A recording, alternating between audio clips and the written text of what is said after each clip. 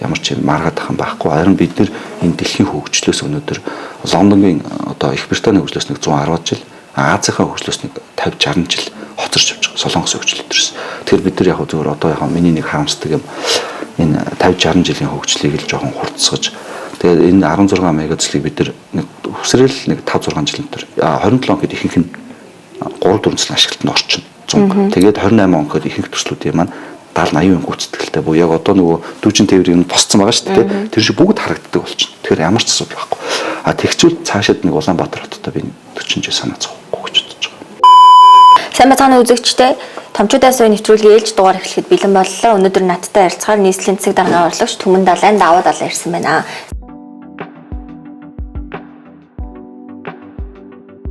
Сайн байна уу манай редакцт надтай ярилцахаар ирсэн танд баярлалаа. Сайн байна уу? Бас урьж энэ нэвтрүүлэгт оруулж байгаа та бүхэнд баярлалаа. Би таны нөгөө хотын дарга эдийн засгийн хөгжил гэдэг нөгөө агуулгын хариуцсан орлогч учраас төсөвдөр ярив. Бас энэ нийслэл хотод болоод байгаа шийдвэрүүд тэгээд нийслэлд амьдарч байгаа иргэдэд хоорондоо ойлголцол одоо тийм үнэхээр та нар ажиллаад бид нар ойлгохгүй байгаа мó эсвэл бид нар дундаа ойлголцож чадахгүй байгаа мó эсвэл зүгээр сошиал дээрэлт юм байгаа мó гэдэг ч юм уу тийм энэ талаар нийлэлтэй ярилцъя гэж таныг урьсан юм аа. За ярилцъя. За нийслэлийн төсөөгөө нэлээд маргаантай сэдв байлаа тийм 11 сарын 28-нд буцаа тэгээд 5-нд батлагдчих шүү лээ. Тэгэд энэ 4.6 их 80 гэж батлагдчих шүү тийм. За энэ бол одоо бага мөнгө шээ. Одоо миний бол ой тоонд байхгүй мөнгө тийм үү. Энэгээр нэг хідэн ширхэг том одоо төслийг хэрэгжүүлэх гээд байгаа юм байна. Тэгээд бас мега төслүүд ч гэж байгаа юм байна. Янз янзын төслүүд байгаа юм байна. Энэ одоо хэр үр ашигтай зарцуулагдахаар төсөв байна. Бас их мөнгө юм шүү тийм. За яг хуу буцаагдаагүй хоёр хилцүүлэхтэй хуулийнхаа хэлцүүлгээр батлагдсан. Юун дээр 4.6 их 80 гэдэг доллараар бодох юм бол 1.3 4 тэрбум очим доллар гэсэн. Тэгээд Улаанбаатар хотод нэг албан бусаараа 2 сая хүн. Одоо бид нар чинь монголчууд чинь 3 сая 600 болчихлоо шүү дээ. 2 сая хүн амьдарч байгаа хот. Сая 700 мянган хаа болчихсон тийм. Сая 600 яг албан статистикээр бүртгэлээр сая 646,500 гэж байгаа. Албан бус буюу нөгөө бүртгэлгүй иргэд орж ирж байгаа зуулчтай тооцсон бол энэ 2 сая хүрчдэг. Сая 957 мянган орчим байгаад идэг. Бид нар чинь нөгөө айл симуляц статистикуудаар нэлээсээ харж байгаа учраас тийм хэмжээний хүн амьдарч байгаа Монгол улсын нийслэл дээрээс нь энэ тулгамдж байгаа асуудлуудтай харьцуулах юм бол 1.2 тэрбум доллар бол маш бага мөнгө. Буюу зарцуулахад ямар хэмжээний асуудал шийдэх гэдэг юм гэхдээ яг бол бид нөгөө энэ хэмжээний мөнгөөр бид юу шийдэх гэдэг байгаа юм бэ гэдэг харах хэрэгтэй. Улаанбаатар хотын хувьд гэвэл анх 1945 оноос ингээл Оросууд төлөвлөөл эн чинь нэг 450 мянган хүн амьдрахаар ингээд төлөвлөжсэн. Одоо бол ингээд нэг албан бусаараа багалж жуулчт молчтойгоо нэлээд пик цагаар 2 сая хүрчиж байгаа Монгол улсын нийслэл. Тэгээ сүүлийн 40 жил ерөөсөө суурь дэд зүтц хийгдээгүй буюу шинээр дулаан, цахилгаан, цэвэр ус, бохир усны юм их усрууд цэвэрлэх байгууламжуудаа хийгээгүй. Тэгээ энэ 40 жилийнхэн угссан асуудал хүнтэй харьцуулаад олон улсын хотуудын яг манайх шиг дунджаараа нэг сая 900 мянган хүн амьдарч байгаа энэ ямтай харьцуулахад нэг жилийн хөрөнгө оруулалт бол маш бага мөнгө. Маш бага. Монгол улсын 26 оны төсөв Нью-Йорк хотын цагдаагийн газрын нэг жилийн хөрөнгө оруулалтаар тэнцэхгүй шуугаад байгаа. Тэгэхээр яг хуу тулгамдж байгаа асуудлаа суурьаар нь шийдэх тэр харьцуулах юм бол бас бага мөнгө гэж хэлж болно. Улаанбаатар хотод бид энэ асуудлаа 40 жил шийдэхгүйгээс болоод өнөөдөр иргэдийн маань хамгийн их ярьдаг агарын бохирдол төгжрөл гэж ил харагддаг тийм. Гингүүд сүүлийн 4 жил хэдэ санаж байгаа 100 болохоор нь үер болдог. 2 жилийн өмнө чинь бид нар өвөл цахилгааны хязгаарлалт хийжсэн. Тэгээд дээрэс нь одоо мэдэгдэхгүй байгаа боловч Улаанбаатар хотын маань төв одоо бохир магистрал дүүрээд 10 жил гатцсан байсан туулныг төслөөсөө болоод нөгөө баасандаа живэх төгчөд байгаа. Ингээд ярих юм бол Улаанбаатар хотын асуудал маш их. Яг гэвэл бид түрүүлсэн 40 жил ерөөсөө суурь дэд үтцийн хотын асуудал хийгдэг. 65-аас 85 онд 84 онд энэ сүүлийн ТЭЦ 4-р блок ашиглалтанд орсноос хойш ерөөсөө 84 оноос хойш боддоо шинээр энэ дулаан цахилгааны их ус Улаанбаатар хотод хийгээгүй юм их усэр. Тэгээ ингээд 40 жил ингээд нөгөө ерөөсөө бүтээн байгуулалт хийгүйс болоод өнөөдрийн асуудал өндөрцөн. Тэгэхээр бид нар одоо энэ 40 жилийн завхралын асуудыг шийдэх гээд суурь дэд үтцүүдээр хөрөнгө оруулалт хийж байгаа. Харин улсын мөнгө төсөв хүрхгүй учраас бид нэр ихэнх нь хувийн эзний түншлэлээр зарим нь бондоор хийж байгаа тийм ээ. Тэгээ өнгөрсөн жил сэлбэтээр 500 сая долларын бонд эдэргээд босгоод явсан. Тэгээ түүнтэй ингээд харьцуулахад бид нар нийслэлийн төсвийг тэгээ 4.6 их найдыг чинь 1.5 их найд нь урсгал зардал нийслэлээр 164 агентлаг компаниуд байж байна. 2 их найд нь хөрөнгө оруулалт. Хөрөнгө оруулалтаасаа 1.2 их найд нь дамжаад өмнөөс 780 тэрбум гэхэд туулын хортны зам дээр ингээд явчихж байгаа. Тэгэхээр яг уу иргэдэд ингээд сонсоход хувь хүнтэйгээ харьцуулахад мөн компанитайгаа харьцуулахад 4.6 их найд их мөнгө окей. Гэхдээ та буцаад 2 сая хүнд бусад дэлхийн сая 900 мянган хотууд тэгээ ингээд 40 жил шийдэгдэг энэ асуудлуудаа харьцуулах юм бол энэ бол асуудыг шийдэж чадахгүй маш бага мөн. Гэхдээ төр бол яг өндөө мөнгө харж биш менежмент хийх хэрэгтэй. Тийм учраас бид нар санхүүгийн олон хэрэгслүүд ашиглаж байгаа. Төсөвдөр 4.6 их найд гэж харагдаад байгаа боловч бид нар энэ жил 10 том мега төслөө гар хэсэг зураад эхлүүлсэн байж байгаа. Үүний одоо 6 л төсвийн хөрөнгө оруулалтаас хамааралтай. Бусад 4 нь хувь ишл өөрөө мөнгө гаргаж байгаа. Буюу төр ишлийн түвшлийн хуулиар гэсэн. Олон улс төр хувь ишл төр ингээ менежментээр танд туслаад хувь ишл өөрөө хөрөнгө гаргаж бариад төслийг ашиглаад араас нь тэр одоо цахилгаан бол цахилгааны хүнээр ашиг нөгдөг энэ л дэлхийн жишг рүү явж байгаа гэсэн. Тэгэхээр төр менежментэйгээд хувь ишл мөнгө гаргаад идэг. Тэгэхээр бид нар энэ аргачлалаар бол ихэнх төслүүдэд хийж байгаа гэж хэлж болно. Мэдээллийн нөлөө юугүй юу мэдэхгүй байна. Ямар ч гэсэн манай хот үргэлжлэн байгаа ирнэ өөртөө байна л гэдэг л мэдрэмжтэй яваад байгаа. Тэгэхээр манай одоо энэ нийслэл хэрэг өөртөө ингээ бондууд араас нь гаргаал идэг. Энэ маань нэрээ ирээдүйд одоо миний зэний 30-40 настай үед өөр болж үлдэх юм шүү дээ тий. За өрний хувьд болохоор хүмүүс сөргөөр хүлээж аваад байгаа. Би бол өөрийгөө эргээр хүлээж авдаг. Яг тэгвэл одоо бид нэр ингээд дэлхийд 100 жилийн өмнө Америкт хамгийн анх mortgage гээд одоо биднээс хэлж ярьдаг ипотекийн зээл. Тэр алсан би одоо хүүхэд тахтай нэг кино үзчихсэн. Би бас нөгөө танахын энгийн байдлаар хэлсэн хэлчихсэн. Би нэг аюугаа кино үзээд надад нэг юм дурсамж үлдсэн байт Америкт. Тэр болохоор нэг юм банкны эзэн хүн дээр үед Америкт ингээд насаараа ажиллаж хагаад насныхаа эцэст арай хийж байрны мөнгө цуглуулж чадахгүй бол цуглуулж чадахгүй ингэж аюу хүнд амьдэрдэг байсныг mortgage-ийн зээл буюу ипотекийн зээлийг анх банкны салбарт нэвтрүүлээ. Тэгээд хүн насан туршдаа сайхан байрандаа амьдрангаа багаар мөнгө төлдөг юм боломжтой болгоод тэгснээр ингээд залуу гэрүүлүүд бүгд байранд ордог юм сайхан тэр нийгэм аягүй сайн ингэж эдийн засгийн эргэлтэнд ороод амьдрал сайжирсан. Тэгээд одоо mortgage-ийн зээлийг хөгжингүү бүх орнууд хэрэгэлдэг. Австрали, Америк. Тэгээд та сайхан ажилд орчих юм бол байраа, машина, гар утсаа хүртэл нөгөө Австралид $16 төлөөд нэг үнэгүй авдаг. Тэгэхээр юу гэж хэлэх гээд нөхөр энэ чинь урт хугацааны зээл нэгэнт ажлын байр чинь та доктортой бол эхлээд та байранд орчих. Машина авчих, гар утсаа авчих. Тэгээ бид нар ч одоо ипотек руу очрлож байгаас залуучууд тийм ээ ипотекийнхаа юм бүрдүүлэлт ихт ороод ингээ боломжтой болж. Тэгэхээр Монгол улс ядуус бид нар хөгжиж байгаа шүү дээ. Энэ учраас бид нар санхүүгийн менежмент буюу олон улстай зээл авах хэрэгтэй. Ипотек буюу усаараа бид нар mortgage-ийн зээл аав буюу хүндэрж байгаа саний агарын бохирдол асуудлуудаа шийдчихэд багаар мөнгө төлж болно. Энэ нь олон улсын судалгаа бүх юмараа манай Монгол шиг үйлдвэрлэл улс дотоодын нийт бүтээгдэхүүнийхээ 60% хүртэлх хэмжээнд нь нийт хоримтлагдсан зээл авахд окей байдаг. Тэгэхэд Монгол улсын хэмжээнд өнгөрсөн 90 жилийнхээ 48% баталсан буюу бид нар хэвийн хэмжээнийхэн таацсандаа хүртэл тулгаж чадахгүй байгаа гэсэн. Яг үндэ бид нар шиг орон зарим ингээд компаниуд хувь өргөдсөн зээлтэй байх нь хэвийн орчин үед чинь зээл буюу mortgage ипотек нь менежментийн хувьд хэвийн тэгээ урт хугацаанд багаар төлөө. Тэгэхээр биднэрт бүр 48%-аар баталсан улсын хэмжээд. Тэгээ нийслэлийн хол дээрээс баг гэдэг чинь бидэрт тэр олон улсын хийсэн статистик тооноос бүр 60% гэдэгс дахиад дотоодын нэр бүтэнтэй харьцуулахад 48% өшөө их нөөц байгаа асуудал гэсэн. Харин тэрийг ашиглахгүй байгаа нь бид нар жоохон санхүүгөөд ухаалаг бос байнуудаа макро эдийн засаг ойлгохгүй байгаа маш их боломж алдчих. Иргэдэд яг үндэ мөнгө биш сайхан орчин иргэд. Хүний амьдрал эцээц гэр бүлтэйгээ сайхан нийгэмд хүрээлэн орчинд амьдрал дуусахтай болохоос ш мөнгө цуглуулахтай биш. Төрчсөн иргэдэд мөнгө хоримтлуулж ашиг хийхтэй биш. Тэр бол иргэдээ сайхан амьдрах хэрэгтэй. Улаанбаатар хотын менежментийн хийгээ явж байгаа удирдлага бидний зүгээс иргэдээ аюулгүй орчин, ногоон парктай, агарын бохирдлого, төвжирлэг 20 минутын хоц концептээр хэрэгжүүлсэн сайхан чанартай хотод иргэдээ л амьдруулаасаа л гэж хүсэж байгаа. Тийм учраас тэд өнцгөөс нь харж зохион байгуулалт менежментийг хийдэг болохоос биш, төр ашиг хийдэг бол институт биш. Тэгэхээр төр өөрөө мөнгө рүү төвлөрч ашиг төвлөх энэ бол маш буруу. Төр макро эдийн засгаар мөнгөний менежмент хийх хэрэгтэй. Мөнгө гэдэг бол хэвлж болдог зүйл. Бүтэмжтэй уялдуулаад энэ дээр бодлого барих хэрэгтэй. Микро эдийн засаг гэдэг бол одоо та бүхэн хувь хүнтэй цалингаараа компаниуд орлого ашигаа тооцож үзээд явна шүү дээ. Гэхдээ бүр микро эдийн засаг дээр одоо орч үед mortgage ипотектэй байх нь зөв болсон байгааз ипотектэй төлөөд байраа авдаг шүү дээ. Ийм учраас бид нар Монгол улсын хувьд өшөө их зээл авах хэрэгтэй. Бид нар харин тэрийг ашиглаж чадахгүй гэсэн.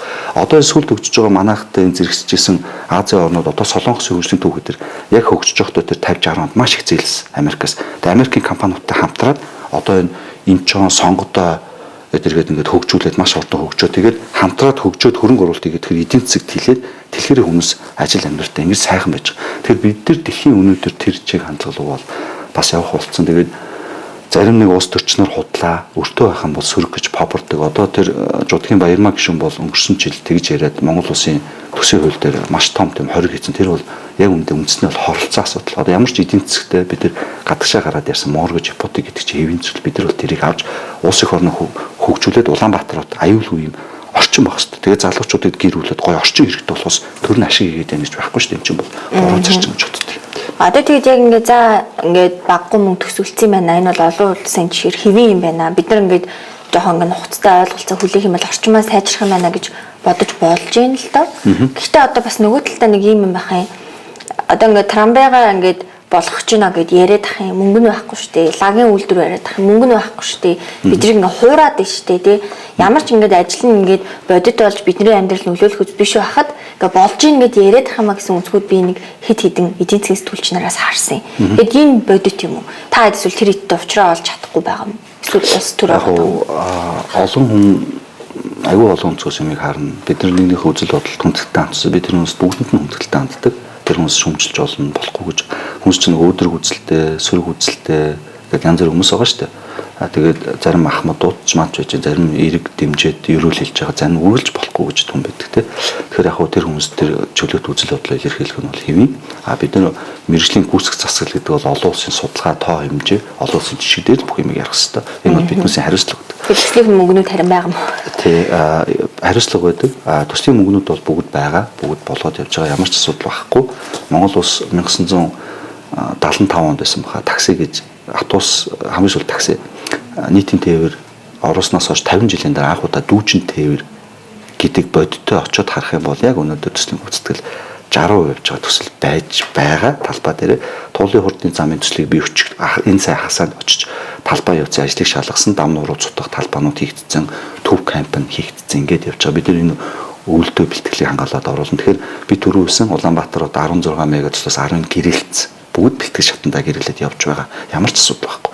Одоо 11 дэх төслийг би олон улсын нээлттэй тэн дээр зарлцсан байж байгаа. Хамгийн анхны удаа засгийн газрын баталгаан дээр суурилсан санхүүжүүлэх нөхцөлтэй ийм төсөл нээлттэй банкнуудын хүсэлтээр дахиад сунгацсан байж байгаа. Тэгээд одоо 5 төсөл болсон. За 5 төслөөс одоо бэлэн болсон ба 3 төсөл. Метро, Таранбай, Лаг. За тэгээд дахиад 2 төсөл нь болоо Тэзүү хийдэж байгаа. Туулын усан зохицолбор гэдэг. Нөгөө 2 төсөл бол би Тэзүү хийгдэж дуусны арга санхүүжилтээр бид нар олон улсын байгууллагатай ажиллана. Одоо байгаа 3 төсөл дээр бас санхүүжилтийн их усүрдийн шийдсэн асуудал байхгүй. Энийг яаж шийдсэн бэ гэвэл Таранбай дээр үйл төр үеийн төвч дээр хувьчлал өөрсдөө мөнгө гаргаад байна. Төр менежмент зөндөө боломжууд байна. Төр тэрүүгээр дэмжиж ирээдүйд тасалбараараа орлого оруулах хэмжээр ингээд судалгаа тооцоогоо зарлаад ингээд хуулийн хэмжээнд 3 дахь хүчин дээр явж байгаа. Тэгэхээр Таранбай тэр хувьчлал өөр мөнгө. Тэр Таранбай нь хөлтчин өрчин гэдэг бүхний судалсан байгаа гэдэг. Судалсан. Би өөрөө гэж хэлэхэд яг зүгээр би өөрөө нөгөө Ленинградад төмөр замын дээр зурвал төгссөн. Яг миний үндсэн мэргэжил бол метро, Таранбай, төмөр зам бүгд нийтийн тээврүүдийг үздэг. Би Оросд байхдаа өөрөө бас дадлаг ажилласан. Тэгээ яг миний хувьд маш сайн мэддэг салбар. Би өөрөөсөн тэр салбарт бол ажиллаж байсан. Тэгээд манай яг дөнгөж хоошоо гараад Улаауд, Ирхүү, Баруунч яваад Казахстан, Астана, Алмата яг манайх шиг ижлэн нөхцөлтэй адилхан манай нүүдэлчд тэг хөх хотод гээд яг адилхан метроч байна, Таранбайч байна, цаг агуурын нөхцөл байдлыг яг ижлэн тэг бүгд ажиллаж байгаа. Энэ Таранбай метро лагштах хэдэр бол дэлхийд 100 жилийн өмнө хийцэн. Ерөөсөө шинэ юм байхгүй. Угаасаа хийгдэх ёстой. Ямар ч юм маргаад ах юм байхгүй. Харин бид нэр энэ дэлхийн хөгжлөөс өнөөдөр Лондонгийн одоо Их Британий хөгжлөөс нэг 110 жил, Азийн хөгжлөөс нэг 50-60 жил хоцорч явж байгаа. Солонгосын хөгжлөлтөөс. Тэгэхээр бид нар яг зөвөр одоо яг миний нэг харамсдаг юм энэ 50-60 жилийн хөгжлийг л жоохон хурцсаж. Тэгээд энэ 16 мегацлийг бид нар нэг өсрөл нэг 5-6 жил өнтер 27 он гэхэд ихэнх нь 3-4 жил ашиглалтанд орчин. 100. Тэгээд 28 он гэхэд ихэнх төслүүдийн маань 70-80% гүйцэтгэлтэй буюу яг одоо нөгөө дүүжин тээврийн тусцсан байгаа шүү дээ. Тэр шиг бүгд харагддаг болчихно. Тэгэхээр ямар ч асуудал байхгүй. Тэгчвэл цаашаад нэг Улаанбаатар хотод би 40 жил санаа зовхгүй гэж бодож байгаа. Одоо тэнгууд яг хугацаа хэрэгтэй байна тий. Яагаад гэвэл юу ш бид нар одоо бид нар чи юм штэ нүдэнд юм харагдахгүй бол мэдрэхгүй шүү дээ. Одоо ингээл утаа алхахаар уурлал төгжрэлт даарахаараа стресстэй л тэнгууд яг нэг хотын удирдлагууд руугаа тэг би ч гэсэн стресстэй одоо бичдэг одоо хүний хариу үйлдэл шүү дээ тэр чинь одоо иргэний юм чинь. Тэгэхээр яалтай байлээ. Тэгвэл одоо ингээд залуучууд ч гэх юм нэг хугацаа тов хэрэгтэй юм л да. Хизээ бид нар одоо нэг ядаж дүүрхтэй нэг ноон байгууламжтай тий. Яг зүгээр замаар алхахчдаг боржуурыг хэрүүл хийдэггүй багцааны болох юм би. Одоо энэ их мөнгө байгаа тэнцээ хүмүүс ажиллаж байгаа энэ хугацаа хэрэгтэй гэдэг бол тийм би одоо юм хийдгүүд ойлгож байна. Гэхдээ тэр нь одоо удаашрчих үедээ одоо өмнөх хүмүүс шиг одоо ингээл хотын дарга солигдол бүх ажил нь дампуурчдаг шүү дээ. Тэгэд өмнөх одоо ингээд хизээж хотын дарга байгаагүй юм шиг явж байгаа хүмүүс бас байна шүү дээ. Тэгэд ингээд гацчих үедээ гэдэг одоо бодол хүм болгомжлоо байна. Заримдаа ингээд эргээр харуул бид нар сайжирсан юмнууд зөндөө байгаа. Одоо ингээд энгийн яах юм бол автобустай ерөн зөрчил нэмэгдсэн. Хамгийн энгийнээр л урт цагааны одоо тэр парк урт цагаан дээр хуучин нөгөө наагур чөлөөлсөн нэг юм хийгдсэн тий. Тэр чинь айгүй гоё тийм чөлөө цангаар өнгөрөх одоо парк ашиглалтанд орсон шүү дээ. Очоод үзэл айгүй гоё. Тэгээ тэр авийн иргэд бол одоо тэнцээ салхилж болно, алхаж болж байгаа айгүй гоё парк ашиглалтанд орсон. Одоо л ажиллаж байгаа. Хуучин өнгөрсөн Улаанбаатар хотын 40 жилийн түүхэнд яг хотынхон төвд чөлөөлж аваад олон нийтийн парк болгосон. Риотинтэй бол хүүхдийн парк чинь байсан газар бол тогтчулсан. Хуучин байсан барилгууд муу юмдыг чөлөөлөөд хотын төвдөө тэгж парк гэсэн энэ 40 жилд байхгүй тэрийг яг боддоор Нямбатар хотын дарга болоод 2 жилийн сая хугацаа болж байна. Энэ хугацаанд энэ урт цагааныг ямар амар тийм газар байсныг чөлөөлөөд яг одоо гоё парк болсон байна. Буюу нөгөө залуучуудын entertainment төрлийн парк кино театрын гол хэсэгтээ 100 одоо ингээд орцсон байгаа. Доороо бол 3000 машины зогсоолтой. Тэгэхээр тэр бол орцсон. Дээрээс нь бид нар одоо дахиад 30% тойрог дээр чөлөөлт тэгээд ирчил дахиад ногоон байгууламж нийтийн хөтөлбөр талбай бэлтээд чөлөөлж байгаа. Тэгэхээр одоо бол Улаанбаатар хотод бид нар одоо их өмнөх шүүхээр явж байгаа чинь өмнө хүмүүсийн орлогосон барилгууд баригдаж байгаасаа бид нар хотын төвд босноос хойш нэг чинь барилга дээр байшин барих зөвшөөрлөө өгч хотын төвийн газар өгөхгүй. Бид нар дандаа чөлөөлж байгаа. Бид нар дандаа чөлөөлөө сургууль цэцэрлэгсгүй цахилгааны дэд станцгүй жижиг парк талбай ихэр ингэж ажиллаж байгаа. Сүүлийн 2 жил ерөөсөө Улаанбаатар хот дандаа чөлөөлт. Одоо барьж байгаа энэ чинь зарим нь шүүхийн шийдвэртэй. Бид нар бол шүүхийн шийдвэрийг бол биелүүлэхээс өөр аргагүй шүү дээ. Тийм юмнууд л байгаа хүмүүс энэ дээр болж байгаа. Тэгээ та анзаарч байгаа бид нар тэр хашаа буулгах, тэгээ сая түүцнүүдийг чөлөөлж зөвшөөрлөгөө барилцсан өргөтгөлүүдийг буцаж нурааж аваад нийтийн эзэмшлийн талбай алхахын талбайг сая хүүхдийн зуу дээр хүртэл өнгөрсөн 100 тэр зөвшөөрлөгөө дүүргийн цэцэг дараагийн захирамжаар тэр түүцнүүд чиг тэр юм байх гэж оролцсон шүү дээ. Талбайтай үйлчлэгийн төв тэгээ очоод тэрийг буцаж байхгүй болоод нийтийн хэлбэр талбараа хийгээд хуучин гой сандлаар ингээд тогтчулсан. Тэр ер нь зүгээр яг өнөөдөр өнгөрсөн 30 жил яг зарим залуучууд залуу учраас зарим хөгшүүд маань анзаарах бол та 20 жил хотод маань ямар хамтлагаар явжлаа. Өнөөдөр сүүлийн жил гарна одоо нийтийн талбай, байшин, паркууд, инженерийн дэд бүтцээ, татуусны хувьд ингээд юу болж байгааг бол үнэхээр өмнөх байсан хамтлаг бол 180 градус өөр явж байгаа. Газрыг олгодгоос мал авч байгаа. Одоо дандаа чөлөөлж байгаа. Нийтийн хэлбэр тайлбарлаж байгаа. Тэгээ одоо наа чөлөөлж байгаа гэдэг дээр чи нөгөө барилгыг нураагаал тэ ингээл чөлөөлж аваад айгүйх газар чөлөөллөө шүү дээ. Тэнгүүдээ төцийг ингээл байхгүй болгоол. Ингэнгүү та хэд нөгөө айгүй коммунист харагдаад айгүй хүчээр хувийн хвшлийг нураагаад байгаа юм шиг санагдаад хүчээр бүх юмыг шийдээд тэгээд нөгөө ингээд хүмүүс нэрээ эндээс одоо ингээд нэг 2 айл холоо олж иддгүйсэн ч авнаа айчлаа штэ гэл ингээл байгаа юм биш үү? Өөр арга зам байгаагүй юу? Хувь хүн дээр ингээ харахад бүх кейс айгүй хүнд харагддаг. Хувийн амьдрал орлого. Гэхдээ яг том зургаар харахад нөгөө агаарын бохирдол төвжрэл гэдэг асуудал чинь чимээгүйгээр далдаар ингээд биднээсээ үр хойч хүүхдүүд маш их хол. Сая ер нь бол ингээд 6 жилийн ковидын өмнөхөд Улаанбаатар хотын агаарын бохирдол маш хүнд нөхцөлт байсан шүү дээ. Хотын төв төртөл амьсгалаад. Тэгээ бид нар тэр үед агаарын бохирдол хүний ирэх гэж маш хурц ярьдаг байсан. Одоо 5 6 жилийн өмнө. Өнөөдөр бол гайг болсон. Би сая 12 сарын 10-нд хүний эрхийн хорооны форумын үндсэн хурал дээр өөрөө оролцлоо. Хүний эрхийн хороо ч намайг дуудаж мэлээ бол асуудлаар бол байцаалт одоо тайлбар авдаг. Би хүний эрхийн хороонд яг статистик боддог үнгээл ярьдаг. Нугаадах байхгүй. Тэгээд зарим асуудлыг олон нийтийн төлөө, хойчийн төлөө удирдах байгаа хүн манлайлаад хатуу шийдвэр гаргаад хийхээс өөр гарахгүй. Бид нар хойч үедээ дахиад 40 50 жил төвжирлгүй ингэж муухай агаарын бохирдол хот үлдээ гэвэл энийг хийхээс өөр арга байхгүй. Хийх хэрэгтэй. Одоо ингэж бодоход манай залуучууд ч юм уу гэр бүлүүд аюул сүлд Австрали явж байна тийм үү хүмүүс. Австралид очиод амьдрахад хажуудлын хүн бүсээ зүгүүг бол цагтаа шууд зогсоогоод бүсээ зүгүүг хүнийг $450, жолоочийн $450, $900 шууд ордог. Жохон дүрм зөрчвөл шууд $200, $150 би өөрөө бүснээсээ болоод торгуулжсэн байхгүй. Тэгээ бид нар аягүй сонио. Яг Солонгос, Австрал өөр улсад очихороо яг тэрүүгээр амьдрангуудаа Монголдөө ирэнгүүтээ яг тийм эдийн засгийн зөв бүтцийг болгохоор уурлаад байдаг. Одоо энэ дэлхийн хөгжингөө хотууд байна шүү дээ. Бид нар яг тийм сайхан нийгэмд л иргэдэд амьдралмаар байхгүй. Иргэдэд амьдралын чанар ч нэцээц. Тэнгүүд чинь яг ингээд тэр нийгмүүд чинь зөв эдийн засгийн бүтц байгаа даа.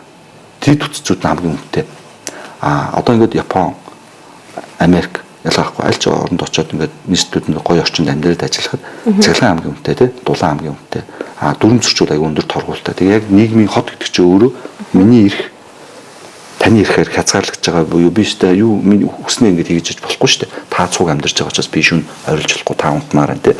Яг тэр шиг хот гэдэг чинь олон хүн байгаа учраас юм цэгцтэй. Нийгмийн юм хотын соёлд өөрөө баригдаж байгаа хэвээр зарчимд.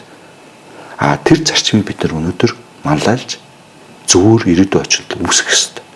Олон нийтийн сайн.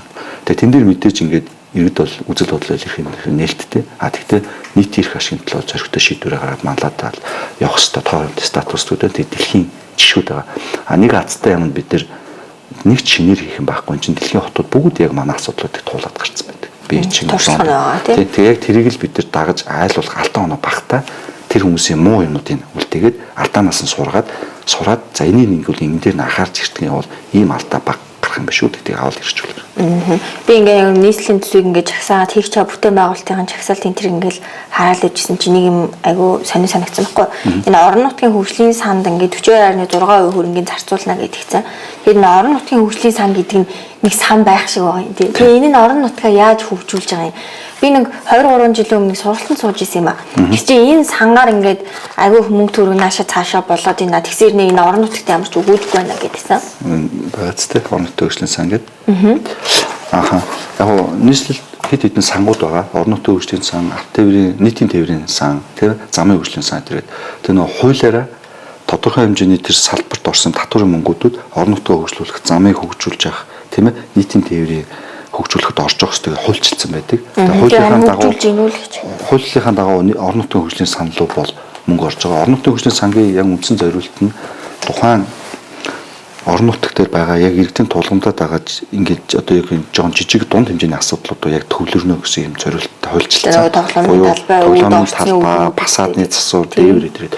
Тэгэхгүй бол тэгж хуульчлахгүй болохоор нийслэлийн хөрөнгө ооод зарим орон нутгийн юм тийм иргэдийн шууд харагдахаар одоо газар засварын тогтчлолтын дээр хөрөнгө оруулалтууд хийхгүй ч магадгүй учраас заавал энийг хуульчилж тодорхой хэмжээний хөрөнгөний зарцуулаа гэсэн юм хуулийн зохицуулт.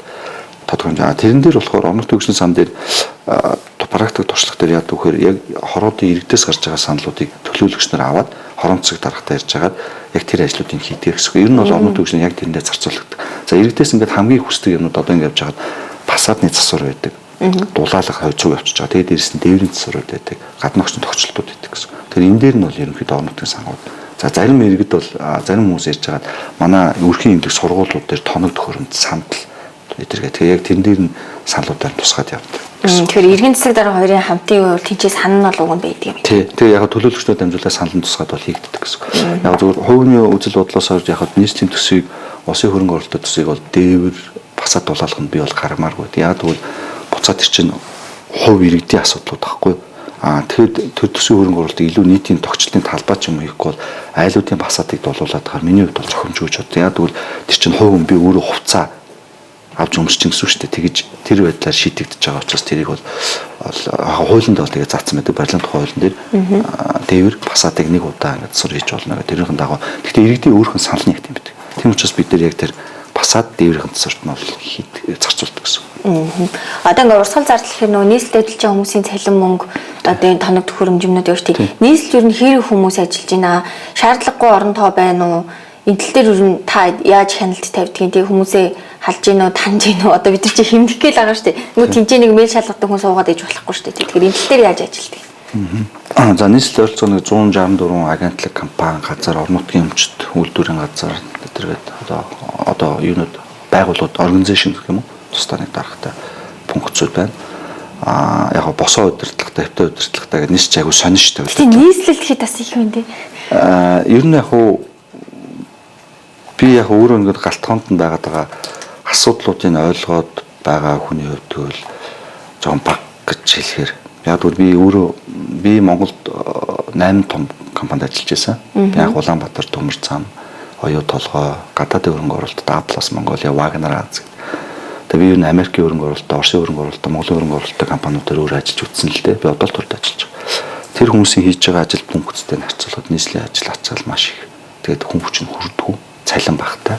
Бид нар төрийн албаа агчныгаа муулаад бидсэн өмнө ялгаа авахгүй. Би одоо 1.5 жилийн өмнө л өөрөө гадаадын хөрөнгө оруулалттай компанид ажилладаг нийслэгээ муулаад өстө хотынхан чадахгүй байна. Та нар хүмүүстэй юм гээл адилхан муулаад ингээл биччихсэн. Би өөрөө Оросд төгсөө дараа нь Австралид тэтгэлгээр магистр хамгаалсан. Тэгээ манай найзууд байна л да. Австралид төгссөн, UK төгссөн. Тэгээд бид нар бол өмнөх шүүмжлэгчийн байр суурьнаас ханддаг байсан. Би ч өөрөө ялгаа авахгүй шүү дээ. Хожил юм орж ирээд орноггүй болстой болохгүй нийслэлийн бодлоо. Тэгээ яг өөрөө орж ирээд энэ бас Монголдо болон гадаадад томоохон байгууллагуудад дунд шатнаас доод шатнаас удирдах шатнуудад ажилласан хүний хувьд ингээд менежментийг харьцуулаад жаад сайжруулах юмуд бол маш их байна. Гэхдээ тэрийг сайжруулахдаа буруутгаж биш, манлайлж, тусалж, зааж өгч одоо аль болох хувийн компаниудын барууны менежментийг нийслэлд оруулах хэрэгтэй. Тэгээд ер нь бол төр өөрөө сайн менежер бай гэвэл аль болох цалин хангамжийн ачааллыг яг зөв тохируулахгүй бол хүнд цалин өгөхгүй байж байгаа л загнаал дарамтлал байгаад бол тэндээс сайн ажил гарахгүй болохоор ч төрийн үйлчлэгээ муудна асуудал байгаад байгаа чинь. Тэгэхээр бид нар одоо жишээлбэл Австралид байхад Австралийн төр нь өөрөө хамгийн сайн цалинтай, хамгийн сайн үнээс нь ажилладаг. Тийм учраас төр нь хамгийн найдвартай гэсэн. Манайд бид нар төрдөө итгэхгүй байгаа шүү дээ. Тэр чинь өөрөө нөгөө төрд аягүй муу хүмүүс ажиллаад байгаа тодорхой хэмжээ тийм ээ. Тэнгүүд чинь тэр чадваргүй хүмүүс тэгэхээр тэр хүмүүс чинь тодорхой хэмжээний цалин урамшуул менежментийг сайжруулах хэрэгтэй. Тэнгүүд төрийн албаа агчныхаа цалин урамшуулыг нэмэхээр болтгүй маш бага цалинтай. Одоо жишээлбэл миний цалин 2,680 тэгээд нэг урамшуулал хоолны мөнгөд нэмэгдлээ тэр авсаргаад нэг 3,200 хавцаа бодогддог. Тэгэхээр би өмнө хувийн бишэлд үндсэн цалин 10 гаруйтай том би ч нэг уул уурхай хүндүүлдвэрийн салбар дандаа хөдөө томцлууд дээр ажилладаг гэсэн. Тэгээ ингээ явахад бол төр дээр тэгж одоо биений хувьд одоо дотор нь өөрөө ороод ирэх юм чинь ороод ирсэн болохоор манлайлж хувийн бичлүүдийн сайн туршлагыг л авч тэгээд хүмүүсийг загнахаасаа илүү асуудлыг нь ойлгож ярилцаж зааж өгөх байдлаар ажиллаж байгаа. Тэгэхээр бусад хүмүүс шиг удлаа попр бол чийж чадахгүй нэг л халаал байвал төлөвлөсөн муу гэж байхгүй шүү дээ. Ер нь бол тэр муу удирдагч гэж байдаг. Дээрээс нь тэгж асуудалд орсон хүн гэж байдаг болохоос ш. Ямар ч монгол хүн Монголдо Улаанбаатартай бүгдээрээ сайхан амьдарч иж эх орноо муу болгож муу ажил гэж боддог. Тэгэхээр энэ дээр бид тэр менежментийн хувьд реформ хийх хэрэгтэй. Албан агчдын цалин урамшуул нэмэх хэрэгтэй. За цалин урамшуул нэмэхээр дахиад мөнгө хүрдэг гэж ярьдаг. Тийм учраас би түрүүсэн микро эдийн засгаар бити бодооч. Макро эдийн засгт менежмент бол хөшөөрөх биднэрт боломж байна.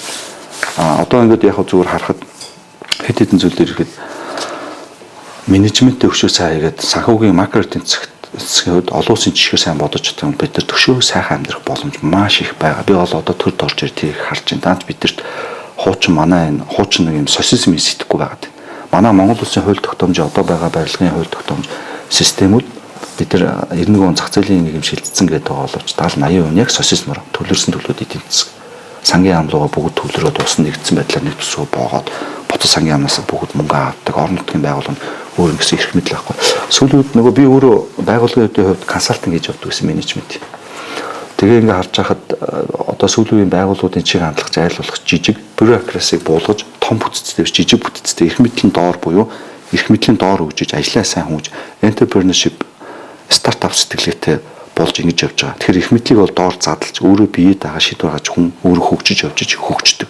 Тэнгүүд манай Монгол улс чинь одоо эсрэгээр бүгдийг төвлөрүүлээл орон нутагт ямар ч эрх мэдэл байдаг. Тэгэхээр ерөөсөө бид нар чинь одоо манай боловсролын систем, эрүүл мэндийн даатгалын систем яг социализмаар. Ер нь бидэрт шинжлэх юмуд маш их байгаа. Тэгэд бид нар чи яг 91 онд арцал гарцсан гэчээд яг тэр орчин үеийн систем сэтгэлгээгээ өөрчилж чадахгүй л одоо яваад байгаа. Тэгэхээр бид нар энэ дээр маш олон юмыг шинжлэх хэрэгтэй байна. Яг би чинь анх удаа л одоо төрд ажиллаж үзэж байгаа юм баггүй. Өмнө дандаа ингээд Америкийн менежменттэй, Оросын менежменттэй, Монголын том менежменттэй, оюутлогоо дээр барууны менежменттэй байгууллагуудад ажиллаж яваад төслүүд дээр ажиллаж сурцсан учраас тэрнтэйг ингээд харьцуулаад харахаар төр бол ингээд үнэхээр менежментийн хувьд одоо хууль эрх зүйд маш хоцрогдсон. Тэр одоо л тэрийг удирдах байгаа бид нар хүнийг буруутгахгүйгээр өөрсдөө манлайлж одоо тэрийг өөрчлөх хэрэгтэй. Тэгэхээр ингээд баяндаа юм засагднаа гэж бас бодож байгаа. Тэгээд ингээд ярих юм бол би нөгөө асуултандаа хариулъя гэж. Төрд ажиллаж байгаа хүмүүсийн ачаал маш их нийслэлээр том 16 мега төсөл хийх гээд ажил хийх гээд байгаа хүмүүсд цомтгоно гэж яриад. Яг үүнд ачаалаа дийлдэг. Хөшөөх ажил хиймээр байдаг. Маш том төслүүдийг эхлүүлчихлээ. Тэгээ эн чинь нөгөө 40 жилийн цаг хурлыг одоо биднээс үе дээр тодорхой хэмжээнд засах гэдэг учраас тэрнтэй харьцуулахад манай хүн хүрдэггүй. Би одоо яг тэн дээр нийслэлийн зарим албан агчтай өмөр өдөр шөнөгүй ажилладаг. Би хувийн шилд айл төслүүд дээр нь ажиллаад өдөр шөнөгүй унтахгүй 2 өдөрч ажиллаж ингэж хурал ингээд хийцөндөө яж утсан. Тэгэхээр өнгөрсөн жил бол манай хагас сайны өрөө бүцээний өрөө бид нар 12 цаг шөнө хурлаа хийгээл зарим унтахгүй сууж лээдэг. Тэгэхээр тийм төрөө албан хаагч нар үнэхээр байна. 30-40% нь тэднүүсийн нуруунд дээр бас тодорхой хэмжээний улсын маань асуудал тогтож явж байна. Тэр хүмүүсийг бас тэг сайжилж байгаа нь би бол одоо бахархаж хайрладаг. Та одоо ингээд заагаа сурах юмсаа манлайлаад аваа явсан. Үнэн л манайд одоо лидер байхгүй шүү дээ тий. Хүнчүүг ингээд том болоод маадгүй ингээд хууль баталцаад гишүүн болох юмсан, сайд болох юмсан гэж бодож болно шүү дээ. Одоо л бидний тархин тийм байхгүй. Хухаа хулгайч нь байдаг юм аа л гэдэг юм бол бидний ингээд жоохноос эхлүүлээд ингээд суулгачихж байгаа байхгүй. Тэгэнгүүт нөгөө талаараа нэг юм гарч ирсэн л дээ. Энэ хотынхоо одоо ингээ загнаад хаан яриа хөхгүй. Хотынхоо одоо ингээ айгүй хаалттай. Хотынхоо одоо хаашаа юм бэ? Хаа юм үл гэл ингээд идэг. Та тийм хаалттай байгаад идэг юм. Яг би бол өөрөө тань руу залгаад та зөврүүлээд ингээд нөгөө мессеж үчиж тойлоо би ингээд урилгаа айгүй өвтэй хөөгцөн болохоор яг миний туйлсан л тэр болохоос одоо та надад цочин болж ирээл би танаас асуугаад зогсож байгаа юм байхгүй шүү дээ. Надад бол зүгээр санагдлаа. Гэхдээ одоо яг та хэд ингээд удирдлага ажиллалаа авснаас хойш дийлэн хилүү байгаа шүмжлэн тэр байсан болохоор асууж байна л. Тэн дээр яг ийм асуудал. Яг тэрийг нээлтэлээ. Яг түрүү ордонд бас би нөгөө нэг хурлаас дараагийн хурал одоо ингээ хурал тэгээ би нэг шатар сайдын ажлын албанд ингээд байгаад хуралдаа ингээд очих гээд явж шít. Тэнгүүд сэтгүүлтнэр зогсоонгуудаа та ярьслаа гэдэг уушлаараа би хуралдаа би чи хурлаас оцорч болохгүй шүү дээ. Би чинь эн чинь гүйцэтгэх цэцгэлээ ажилтсан байхгүй би чинь төрөөс цалиа авч байгаа. Тэгээ би хуралдаа очоод асуудлаа төвшүүлээд ажилдаа орох хэрэгтэй шүү дээ. Тэнгүүд зам зогсоонгуудаа та ярьслаа өгсөнгүүгээд тулгаад хаар чинь би чинь бас ажилласаа оцорч байна. Тэгэхээр яг юу ч хэлэх гэдэг нэг бол мэдээлэл өгөх нь биднээс үүрэг. Тэгтээ мэдээлэл өгөөд би ярьслах хийгээл явдвал би ажиллаж чадахгүй. Миний ажил бас нийслэлийн бүх шатанд нь ажиллахгүй би гудамжиндаа гарах хэвээр. Ахын шатны ойлголт аваад иргэдтэйгээ уулзах хэвээр. Яг өнөөдөр болохгүй байгаа минь өөрийн биеэр шалгаж болохгүй байгаа алдаа дээр дундсны өдөртгүүд дээр явж байгаа алдаа оноодлыг засах хэвээр. Дээрээс нь би нийслэлийн олон төслүүдийн асуудлууд өөрөө шийдэх хэвээр. Тэгэхээр яг нэгснээр нийслэлч хоёрхоо орлогчтой ачаал бол аягүй их байдаг. Яг би бол яг ажил төрийн салбарт ажиллаж байсан учраас амралтгүй ажиллаад бол сурцсан. Ачаал дээр бол нэг тэгж ухраад байдаг хүн биш. Харцангуй ингээд нэг байнга ажиллаад тэрүүгээр ингэж амьдраа сурцсан. Тэгтээ цаг болон хурлын юм давхцсан байж хахад нөгөө мэдээлэл өгсөнгүү та ингээд мэдээлэл өгсөнгүүгээд уурлаад идэв. Тэр нь нэг талаараа би ч нөгөө гүйцэтгэх цэцэрлэгийн ажилтай хүн тэнцээ хүмүүс намайг хүлээгээд хад би өөр хүмүүсийг хүлээлгчээд яриа өгөөлөд бол олон мэдээж юм одоо мэдээний сайтууд байгаа тий бүгд асуугаад нэг хүн одоо яг хүсвэл надтай чинь нэг өдөр болгон 10 цаг ярилцмаар байгаа байхгүй. Тэгтээ би тэгж ярилцаад байгаад бол ажиллаж чадахгүй. Тэгэхээр тодорхой хэмжээний яриагаа өгнө. Тодорхой хэмжээний хуралдаахын тулд хүн ажил руу орох хэрэгтэй. Тэнцээ чихээ ажил гэдэг бол бас мэдээгээр биш зохион байгуулж иргэдтэйгээ уулзсан яг тэр асуудлыг өөрөө ойлгуулаад тэр байгууллагуудыг чиглүүлнэ. Зарим болохгүй байгаа би түрүүсэндээ малаар зааж байгаа. Малаар зааж өгөөд ийм шин одоо туршлага багтай хамт олоныг удирдах гэдэг бол маш их цаг авдаг. Гэрээн дээр өөрөө зааж өгнө. Тэгэхээр бусад уламжлалт дарга нарын арс энийг хийгээрээ шийдчихэд ажил явдаг.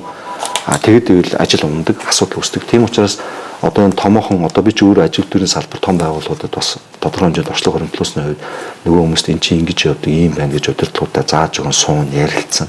Тэр болгон чи их цаг аавн тийм ээ. Ийм учраас ер нь бол амжидгүй ажилтаа учраас яриа өгч чаддгүй хүмүүс буруугаар ойлгоод хаалттай байгаад байна гэдэг. Тэгэхээс би бол ямар ч хүн ирээд надад ирээд заг байх юм бол би энтэй ч нээлттэй ингээд бүх асуудлуудаар бол ярахад биелээ. Одоо яг асуухгүй чадахгүй юм л да. Таныг одоо нэг төрсөн дүүгээ чи албан тушаал дээр тавилаалг нь хүүхдээж тавилаалг нь тэгээд нийслэлчүүдийн усуудаг яг тэр ундраг дээр нь театр барилаалг нь те яг таны инженер хүн туршлагачаа сонсоход болвол окей нийслэлд ажиллахад болж ийн гэж байна. Тэгтээ тэнцээ тийм ашиг сонирхол байгаа мó та тэгээ гүтгүүлээд идэг юм уу? Тэрний театрыг та яг барих гээд байгаа мó? Тэгээ таны хамаарлах хүмүүс чинь нэрнгээсээ нийслэлээр дөрөв шавчаал одоо байгаад байгаа мó? Энэ дээр та нэг өөрөө нэг альбаасаар барьсан хэлээ. За зарим юмуудыг мэддэг би өөрөөс үздэг. Хуучин бол бас яг өмнө жил 1.5 жилийн өмнө бас яг адилхан мэдээ үзэн битээ энэ ингэждэг тэр тэгчдэг бас жоохон шар мэдээ хаяа хардаг байлаа шүү дээ. Тэгээ одоо бол яг өөрөө ч мэддэг байж өөрийнхөө талаар хаяа уншдаг болчиход байгаа. Яг үнгэлгээд яг тодорхой асуултуудаар эхнээс нь хариулт явахад манай төрсөн дүү мөхтлээ гэж байгаа. Би бол нэг ихчтэй нэг төрсөн дүүтэй ээж аваасаа гуруулаа. За манай төрсөн дүү мөхтлээ бол одоо Улаанбаатар хотод метроцлын менежер хийдэг Энэ үнэн. Тэгтээ өнгөрсөн жилийн 6 сар буюу надаас өмнө ажилд орсон. За би энэ дээр нэг жоохон бодит түүх ярихад манай төрсөн дүү мөхтөл манай гэр бүлээр ингээд төмөр зам яхан байхгүй аав ээжтэй. Тэгээд манай төрсөн дүү төмөр замаас холбуулъя гэд барилгын инженер болох гээд тэгээ манай дүү Японд өөрөө тэтгэлгээр Кётогийн сургуульд сурж байгаа барилгын инженер түнэлээр мэрэгшээд тэгээд төгсгөөс өмнө Японы хамгийн том Oriental Consulting компани урьж аваа. Тэгээ Японы компанид манай дүү 4 жил гараа ажилласан. Тэгтээ 4 жил гараа ажиллахдаа Хоккайдо, Шри-Ланка, Бангладеш гэдэг улсуудаар тэр Азийн улсуудаар ингээд метроноос дамжаал ажиллаад идэгсэн менежментийн багт. Тэгээд сүүлд Кайро хотын метрон дээр ажиллаж байхад нь Нямбатар дараа ирж ажиллаач гэж ураад тэгээд манай дүү ирж ажиллаад одоо 11 жил манай дүү гадаад дээр явж байгаад би анх удаа төрд манай дүү гадаадад 11 жил байж байгаад би тэр Нямбатар засаг дарганд хамтдаа ажиллаж байгаа. Тэгтээ энэ нөгөө хуулийнхаа дагуу орлогчийн гэр бүл мөлгийг заагаагүй учраас хамаарлаггүй. Нөгөө ашиг сонирхлын зөрчил тэр хамаарлахгүй ус. Тэгээд яг би зүгээр бас нэг сонд үг ярихад 2010 онд юм уу 17 онд манай дүү мөхтлээ Ленинградад намайг сурч байхад ирээд тэгээ би дүүтэй Оросын холбооны усыг үзүүлээд хүн төрөлхтний хөгжил нэг бол газар доошоо метротой нэг бол сансар руу явна гэд битээ ярилцаад би дүүгээ 10 жил тогтно ярилцаад ер нь бол Улаанбаатар хотод метро хийх хэрэгтэй Монгол хүүт улс газрын доорны байгууламжтай байгаад дулаахан бүр гудамж хийчүүл дээшээ гарахгүй хүүт улсад хүмүүс ханаа төрөхгүй ингээд сайхан амьдарч болно гэд битээ тэр үед ярьдаг ус Ленинградыг үзүүлээд тэгээ яаж яагаад манай дүү тэрүүгээр ингэж урамшиж яваа тэгээд манай дүү өөрөө Японд сурч байхдаа түнэлээр мэрэгшээд тэгээ түнэлээр мэрэгшээд ингээд ажиллаж байхад Японы том компани ярьцлаганд аваад урьж ажиллаулаад тэгээ манай дүү Кайро хотод метрон дээр ажиллаж байхад Нямбатар дараа урьж ажилласан. Тэгээ Монгол хүн 4 улсын метрон дээр манай дүүгөөс өөр ажилласан. Монгол хүн байсан бэл. Монгол залуучуудаас сүүл метрон төслүүдээр ажиллаж байгаа. Гэхдээ яг менежментийн багт нь 4 өөр улсад ажиллаж байсан ийм монгол хүн бол дэлхийд байхгүй байгаа. Бас тэрүүрээ дүүрээ маш их бахархдаг. Тэгээд тийм одоо гэр бүл хувь заяа манай аав чи өөрөө Ленинградад төгссөн төмөр зам мэржлийн бид нар бол ингээ гэр бүлээрээ юм төмөр замчд. Манай гэр бүлийн хүн бас усны инженер ус суугт энэ сонгон найрхан дүүрэгт тариншаар тоол урамшигчаас нь эхэлж ажиллаж байсан. Би засварчингаас эхлээд ажиллаж байсан ийм одоо түүхтэй. Тэгээ манай гэр бүлийн хүн бол ус суугт 11 жил ажиллаад Улаанбаатарын төслүүд гэж залуу явж байгаа. Одоо Хятад ард улсад доктор, хот төлөвлөлтөөр хотын урбан метаболизмаар хийдэг. Тэгээд манай гэр бүлийн амьдралын төвийг сонсох юм бол энэ дид үтцэнтэй салшгүй холбоотой зарим хувь заяа гэмээр юмуд байдаг. Хүмүүс бол тэрийг мушгиж зөндөө гуйлдаг. За одоо их хурлын гишүүн Лука гишүүн Улаанбаатарт ерхий менежер төгсдөлхөр маргаал гурван Япон школд Японд ажиллаж амьдарч ирсэн. Сумын язар дарга үед гадаадд байгаа мэрэгжлийн залуучуудаас зөвлөгөө аваад ажилладаг байсан юм билээ. Тэгээд хотын дарга гадаадын зөвлөх баг байна гэд залуучуудаа нэгээр нь уулзаад тэгээд Лука гишүүн чинь хот төлөвлөлтөөр ажилладаг болж байгаад ирээд их хурлын гишүүн болоо төгсдөлгөр чинь Японд Йокохомо дэлхийн банк нь хот төлөвлөлтийн мэрэгчдэн хийдэг яг гэр оролын дахин төлөвлөлтөөр доктор байсан ийм мэрэгчдийн залуу архитектор байхгүй. Тэгээд тэрийг хотын дараагаас ураад Улаанбаатар хотын өнөөдөр ерхий архитекторч. Нэгэсэндээ би яагаад өнөөдөр бас энд ажиллаж байгаа юм бол би өмнө яг ховын хвшил залуучууд яд шүмжлэл явдаг гэсэн төржсөн бүтгүү төр хулгаач дандаа их мөнгөөр авилгал хийх ахвал юм хийдэг. Би яг л жил 1.5 жил өмнө би өнөөдөр яг тэр тэгж л явжсэн. Тэгээд би өөрөө яагаад хотын даргын багт итгэж орчихсон бол хотын дарга яг намайг твшүүлээд энэ албанчлалд явахад надаас нэг ч тийм асууж байгаагүй надад нэг л зэмцэгдсэн. Улс төрийн асуудлаа би та даваа талаа харин чи энэ олон жилийн сурсан мэдлэг туршлага юм а энэ хоттоо зориулаад чамшиг энэ туршлагатай төслийн менежүүд Монгол товор байгаа учраас яг энэ хотыгоо сайхан болгоход ажиллаарай. Ийм учраас би чамайг дид үтцэд эдийн засаг хариуцсан нэгдүгээр болгочороо тавья. Хот гэдэг бол дид үтц энэ завхарлаас одоо гарах хэрэгтэй. Энэ дээр инженер төслийн менежер хүн байх хэрэгтэй. Энэ дээр ийм яг төсөл ажил хийдэг юм сэтгэлтэй залуучууд авилгал хийх ахуулаас хол төрийн юм ууханд оролцож байгаа ийм хүмүүс байх хэрэгтэй гэдэг сандыг надад тавьсан учраас би өнөөдөр өөрөө аюу олон асуудалтай шүмжилж байгаадсан тэрнээс ухрахгүй хотын дарга нэгдүгээр орлогч игээд хамаг дид үтц томоо онцлуудын хөтөлбөрийн төлөө ажиллаж байгаа. За манай дүүгийн үед тийм. За тэг яг хөө ингэж яриулал зөндөө асуудал дахиад 10 цаг ярьсан ч болно. Юм боддоор л үлдэнэ. Юм үнээрээ сайхан үлдэнэ. За Улаанбаатар хотын амтны өгсөр цэцэрлэг төрөлн бол 916 18 га газар.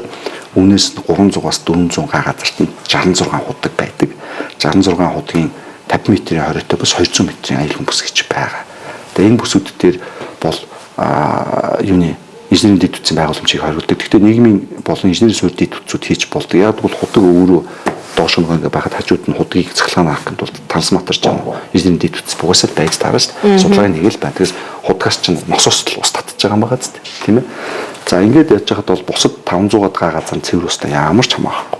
За тэр га газар дээр нь ерөнхийдөө тамгын газар 2 улсын ерөнхийлөгчийн хооронд хилцсэн хятадын үндэсний хурлыг театрыг боцол хөдөлмжаа хийн гэдэг бол байршлыг сонгож 2 таасаа хилцээд бол төвлөрсөн байж байгаа. Тэгээд тэр байршил дээр үндэсний хурлыг театр хийхээр бол эрдэнэ төлөвчдийн хурлын шийдвэр гарч оруулсан байж байгаа. Дээрээс нь одоо барилж эхлэх гээд юм. Дээрээс нь копинг байрлалууд байж байгаа.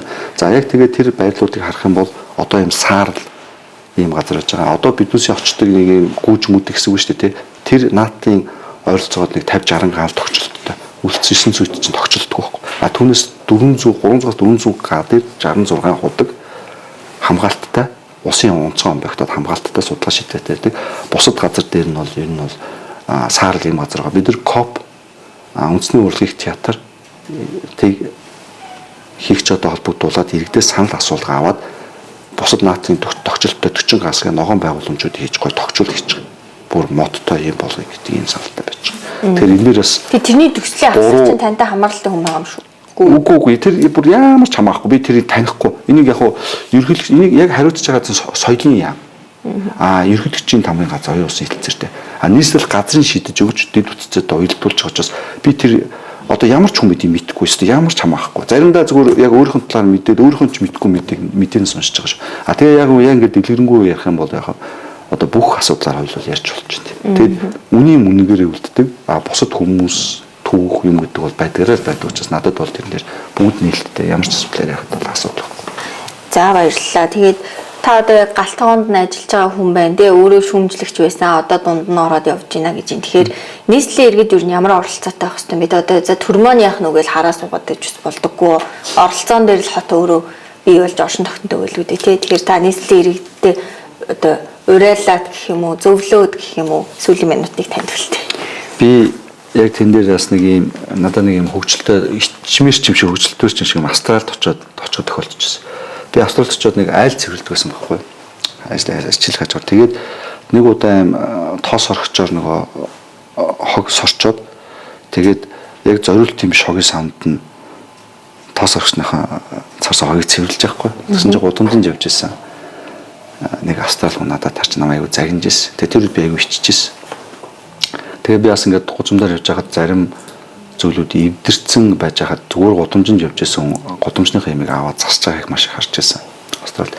Тэгэхээр хот олон нийтэд амьдран гэдэг бол яг хотоо тэр чигээрээ өөрийнхөө гэр гэж бодож гэрээ хүн өнгөтэй өөртөө угааз цэвэрлээд эвдэрсэн ямиг нь одоо зас цэлбэ сайхан байдаг шиг одоо нийтийн гудамж талбайгаа иргэд маань өөрснөө өөрийн яг гэр шиг бодож одоо гудамж болгоно юм хог уйлныг аваад хайчдаг тийм ээ ас бодлого асуудлууд байвал хүнд хариуцлага нэгнээс айхгүй тавьж чаддаг гудамж нь шээж байгаа заваа болохгүй буруу зүйл хийж байгаа хүмүүс шууд шаардлага тавьж чаддаг эвдэрсэн юм нь бол засч чаддаг тодорхой хэмжээний нэг ч асуудлыг аваад ингээ хийж чаддаг байгаасаа гэж аяг хүсдэг хүүхэд байхад одоо намайг хүүхэд байхад нөгөө хавар намарт их цэвэрлэгээл орцоо цэвэрлдэг, ангиа цэвэрлдэг, багш нартайгаа ээлжлээл сургууль ангиа маш их цэвэрлдэг байсан.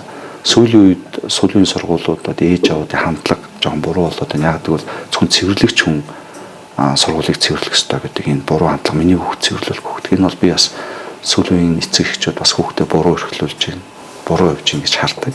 Бид нар өөрсдөө сургууль анги тахимаа цэвэрлдэг, шалгавгаач чаддаг, орцоо цэвэрлждэг, орцноосоо гараад нэг байгаа хог ингийн юмудаа түүч цэвэрлж чаддаг. Ингэж хайрлалтай ингэж бичиж өөрөө хот нийгэм маань хөгжинэ. Тэгэхээр би бас сүүлийн залуу гэрүүл ялангуяа манай хөгшчүүд болсон энэ гайгүй.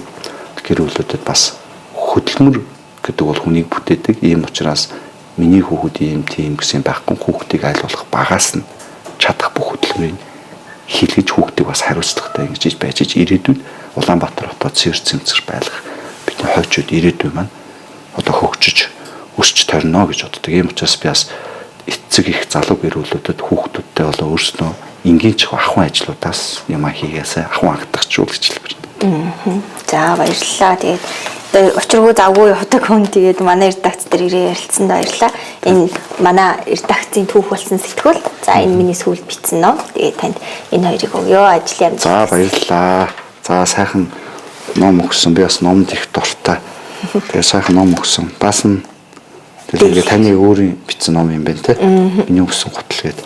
Тэгээ сайхан ном хүлээж авлаа. Тэгээд дараа бас өөрийнхөө бичиж гаргаж ирсэн нэг ном байгаа. Тэрнийхэн дээжээс бас танд хөргүүлээ. Англи дээр нэг менежментийн зөвлөгөөний ном байна. Оо за баярлалаа. Тэрнээс бас хөргүүлээ гэж бодлоо. Залуухан захирал надад хэрэгтэй юм байна. Баярлалаа. За баярлалаа.